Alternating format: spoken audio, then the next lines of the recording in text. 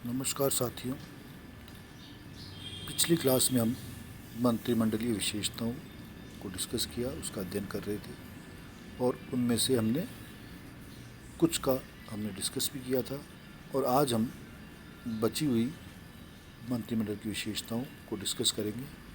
तो आज हम कर रहे हैं, अगली से छठी है कार्यपालिका व्यवस्थापिका के संबंधों में घनिष्ठता। कि कार्यपालिका और व्यवस्थापिका के संबंध में किस प्रकार के हैं और उनमें कैसे संबंध हैं। तो हम ये देखते हैं कि कार्यपालिका व्यवस्थापिका में घनिष्ठता होती है क्योंकि हम देखते हैं कि कार्यपालिका के सदस्य व्यवस्थापिका के किसी न किसी सदन के सदस्य होते हैं। तो ब्रिटिश मंत्रिमंडल व्यवस्था में एक विशेषता है कि कार्यपालिका व्यवस्था के संबंधों में घनिष्ठता है और मंत्रिमंडल संसद के प्रति उत्तरदायी होता है और इस कारण मंत्रिमंडल का प्रत्येक सदस्य संसद के किसी न किसी सदन का सदस्य होना आवश्यक होता है। अपने प्रत्येक कार्य के लिए वह संसद के प्रति उत्तरदायी होता है और मंत्रिमंडल केवल तभी तक उस पद पर बना सकता है जब तक कि उन्हें लोक सदन में बहुमत का समर्थन प्राप्त है।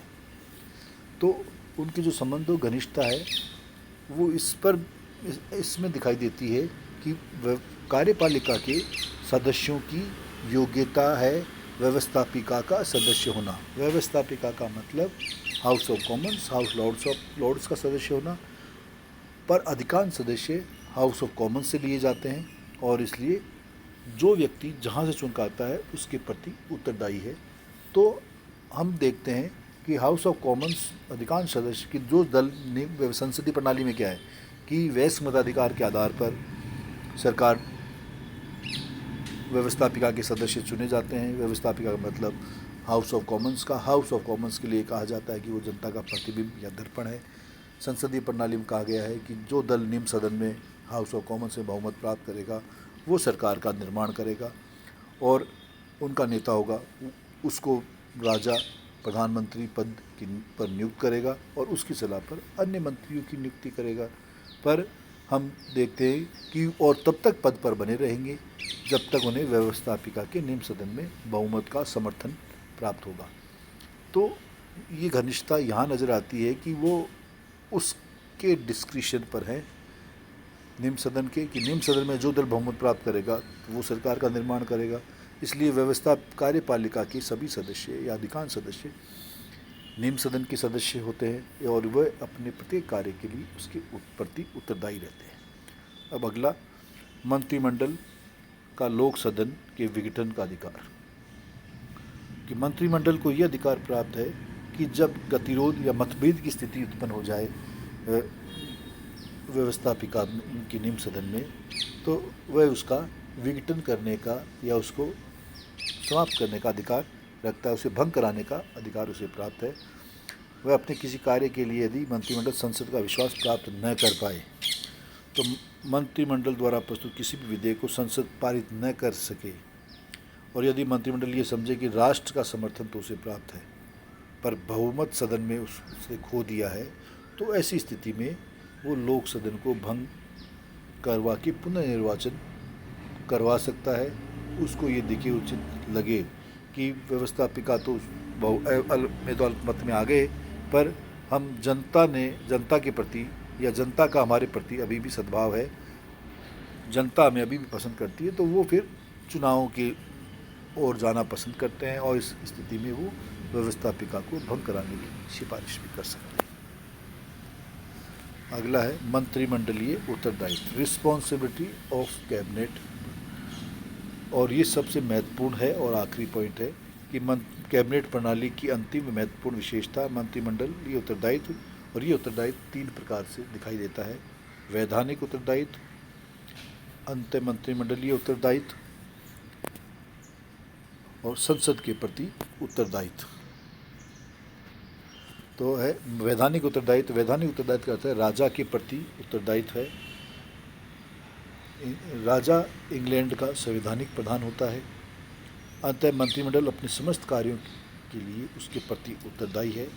किंतु आजकल हम देखते हैं कि वैधानिक उत्तरदायित्व औपचारिक मात्र रह गया है, कि राजा की शक्तियाँ नाम मात्र की रह गई हैं, सिंबल हेड हो गया है, रह गया है। और सिद्धांत है आज भी मंत्रिमंडल राजा के प्रति उत्तरदायी है, परंतु व्यवहार में राजा केवल नाम मात्र का शासक है और उसे मंत्रिपरिषद के परामर्श के अनुसार कार्य करना पड़ता है।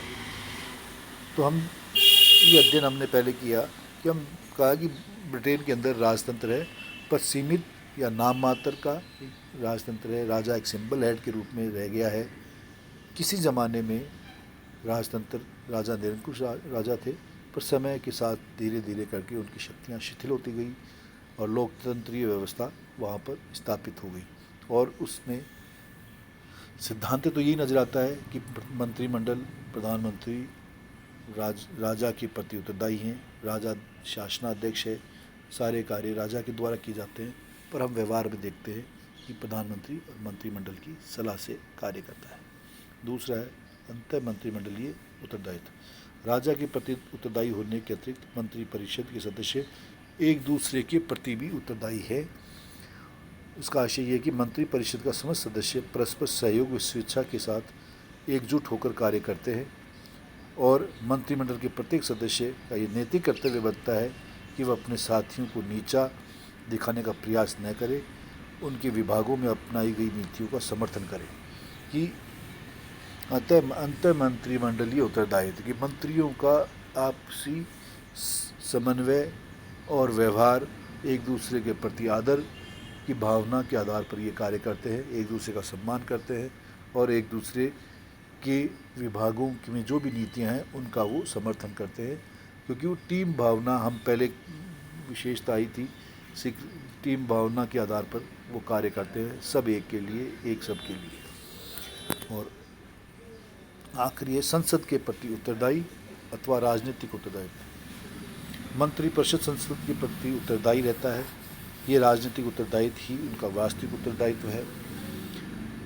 राजनीतिक उत्तरदायित्व का अर्थ यह है कि यदि मंत्रिपरिषद कॉमन सभा में विश्वास खो देती है तो उसे त्यागपत्र देना होता है। कोई भी मंत्रिपरिषद केवल तब तक शासन की बागडोर संभाल सकती है जब तक संसद का विश्वास प्राप्त है। तो संसद के प्रति उत्तरदायित्व का मतलब है वास्तविक उत्तरदायित्व, कि वर्तमान में ये कहा जाता है कि मंत्रिमंडल प्रधानमंत्री संसद के प्रति उत्तरदायित्व है अपने प्रत्येक कार्य के लिए, कि वही दल बहुमत सरकार का निर्माण करता है जो संसद में बहुमत प्राप्त करता है। और संसद का तात्पर्य निम्न सदन से है कि निम्न सदन को जनता का प्रतिबिंब या दर्पण कहा जाता है, क्योंकि वही सदन जनता के द्वारा प्रत्यक्ष रूप से निर्वाचित है। इसलिए उस सदन में जो दल बहुमत प्राप्त करेगा वो सरकार का निर्माण करेगा, वो अपना नेता चुनेगा, वो नेता होगा, उसको राजा प्रधानमंत्री पद पर नियुक्त करेगा और उसकी सलाह पर अन्य मंत्रियों की नियुक्ति करेगा। तो जो जहाँ से चुनकर आता है वो उनके प्रति उत्तरदायी रहता है। साथ ही संसदीय प्रणाली में ये भी कहा गया है कि कार्यपालिका तब तक ही सत्ता में बनी रह सकती है जब तक कि व्यवस्थापिका में बहुमत का समर्थन प्राप्त है। जब कभी भी वो समर्थन खो देंगे उन्हें अपने पद से इस्तीफा देना होगा। जैसे कि उदाहरण 1911 में मंत्रिपरिषद संसद के दोनों सदनों के प्रति उत्तरदायी थी, कि 1911 तक ब्रिटेन की ये प्रथा या ये संविधान में स्थान था कि दोनों सदन समान शक्तिशाली है, दोनों के प्रति उत्तरदायी है। और फिर 1949 संसदीय अधिनियम द्वारा लॉर्ड सभा की शक्तियों को सीमित कर दिया गया और अब मंत्रिमंडल का उत्तरदायित्व वास्तव में सिर्फ केवल कॉमन सभा के प्रति ही रह गया है और कॉमन सभा के प्रति कि कॉमन सभा पर निर्भर करता है उनका कार्यकाल। धन्यवाद।